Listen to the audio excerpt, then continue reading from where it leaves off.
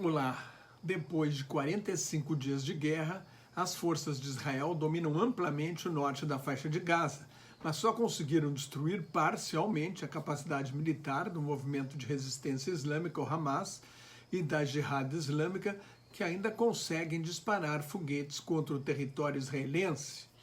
Israel também não conseguiu matar ou prender a maioria dos comandantes do Hamas, especialmente os principais líderes.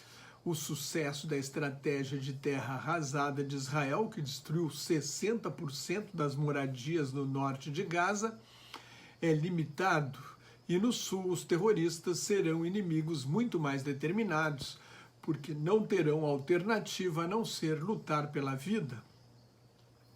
Essa estratégia funciona como vingança, mas talvez não seja melhor para atingir os principais objetivos militares da invasão terrestre, destruir a máquina militar do Hamas e libertar os reféns sequestrados no ataque terrorista de 7 de outubro. Israel anuncia que matou os comandantes de 3 companhias do Hamas. O exército israelense chegou ao centro da cidade de Gaza muito antes do que os terroristas esperavam, dizem os porta-vozes militares de Israel. Mas os alarmes antiaéreos voltaram a soar na segunda-feira, perto da faixa de Gaza, no sul, e junto à fronteira com o Líbano, no norte de Israel. 28 bebês prematuros que estavam no hospital Al-Shifa, o maior de Gaza, foram levados para tratamento no Egito.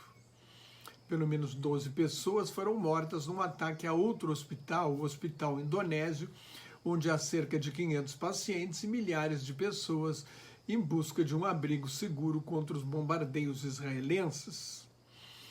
A Indonésia, que é o maior país muçulmano e que financiou o hospital, condenou o ataque e pediu um cessar-fogo imediato durante um encontro de ministros do exterior de países árabes e muçulmanos realizado em Beijing pela China, que prometeu pressionar Israel por uma trégua de emergência.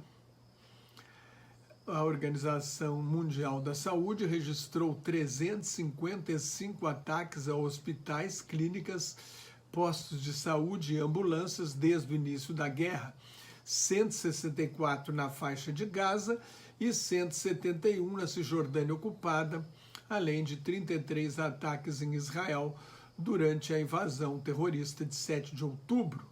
Por causa desses ataques, o número de leitos hospitalares em Gaza caiu de 3.500 para 1.400, enquanto mais de 31 mil palestinos foram feridos. Ou seja, aumentou muito a demanda por leitos. O governo do Hamas na faixa de Gaza anunciou nesta segunda-feira que o total de palestinos mortos pela guerra em Gaza subiu para 13.300, dos quais 5.600 eram menores. Mais de 1.200 israelenses estrangeiros foram mortos no ataque terrorista de 7 de outubro, que deflagrou a guerra, e ao repelir esse ataque, Israel afirma ter matado 1.500 terroristas. Mais de 200 palestinos foram mortos na Cisjordânia ocupada desde o início da guerra e mais de 100 funcionários da ONU, além de pelo menos 48 jornalistas, 43 palestinos, 4 israelenses e 1 libanês. O presidente dos Estados Unidos, Joe Biden, que fez 81 anos na segunda-feira, e sua idade e saúde mental são preocupações do eleitorado americano, Biden disse que um acordo sobre libertação de reféns está próximo. Seriam soltas cerca de 50 mulheres e crianças em troca de uma trégua de 5 dias. O principal líder do Hamas, Ismail Haniyeh, que foi primeiro-ministro palestino, também falou que um acordo está próximo. Durante sessão da Knesset, o parlamento de Israel, parentes dos 240 reféns imploraram aos deputados que não aprovem a pena de morte para terroristas antes da libertação dos reféns. Um parente se virou para o ministro da Segurança Nacional, o extremista de direita Itamar Ben-Gvir, um dos maiores extremistas de Israel, e disse: imploro que não capitalize o nosso sofrimento agora. outro deputado fascistoide, acusou os manifestantes de representar mais os interesses do Hamas do que os de Israel. Mais 40 caminhões com ajuda humanitária entraram no território nesta segunda-feira, é muito pouco, são necessários 500 por dia. A ONU estima que o número de palestinos desalojados seja hoje de 1.700.000, 74% da população da superpopulosa faixa de Gaza, que tem uma das maiores concentrações populacionais do mundo. Pelo menos 25 foguetes e 3 drones foram lançados pela milícia fundamentalista xiita Hezbollah, o Partido de Deus e grupos palestinos baseados no Líbano, em direção ao norte de Israel, nesta segunda-feira. Desde o início da guerra, mais de 1.000 cargas de munição foram disparadas do sul do Líbano contra Israel. Na saída de uma reunião do Conselho de Ministros da União Europeia, o supercomissário de Relações Exteriores do bloco, Josep Borrell, declarou que a maior garantia para a segurança de Israel é a criação de um Estado palestino. Seria a maneira de chegar a um acordo de paz definitivo. Israel retirou o embaixador em Pretória, capital da África do Sul, depois que o presidente sul-africano Cyril Ramaphosa pediu a abertura de um inquérito do Tribunal Penal Internacional sobre crimes de guerra cometidos no conflito entre Israel e o Hamas. Por fim, um alerta vermelho, repetindo, a temperatura da Terra na sexta-feira passada ultrapassou a marca de 2 graus centígrados acima da média de 1750, quando começa a Revolução Industrial.